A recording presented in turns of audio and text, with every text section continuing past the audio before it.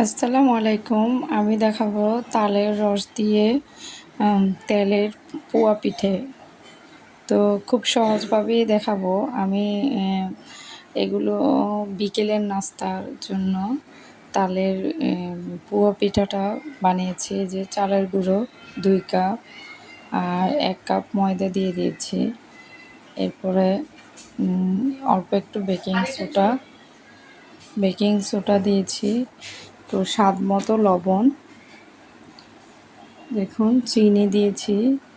যে যতটুকু মিষ্টি খান অতটুকুই দিবেন। তো তালের পিঠে একটু মিষ্টি বেশি দিলে ভালো হয়। এই যে 1 কাপ 1 বাটি দিয়ে দিচ্ছি নারকেলগুলো, কোরানো নারকেল। তো সবগুলো একসাথে মিক্স করে নিচ্ছি। শুকনো উপকরণগুলো একসাথে মিক্স করে নেওয়ার পরে এই যে তালের রস দিয়ে দিয়েছি, দেখুন। তো তালের রস দিয়ে এগুলো সবগুলো একটা খামির করব। এই যে ভালোভাবে মেখে নিতে হবে। দেখুন আমার পিঠের খামিরটি রেডি হয়ে গেছে। কিছুক্ষণ রেস্টে রেখে দিয়েছি। এরপর দেখুন বানিয়ে ফেলছি তেলের মধ্যে।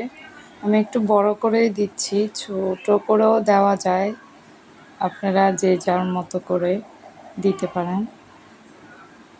আমি তাড়াতাড়ির জন্য একটু বড় করে দিয়েছি। এগুলো ওরা প্রতিদিন বিকেলে একটা না একটা কিছু বানাতে হয়। তো আপনারা চাইলে বাচ্চাদের এভাবে নাস্তা বানিয়ে দিতে পারেন, বাসার তৈরি নাস্তা। তো দেখুন ফুলছে পিঠেগুলো। কিছুক্ষণ রেস্টে রেখে দেওয়ার জন্য পিঠেগুলো খুব সুন্দরভাবে। তো আমার এই পিঠের রেসিপিটি কেমন লেগেছে? ভালো লেগে থাকলে লাইক, কমেন্ট, শেয়ার করবেন।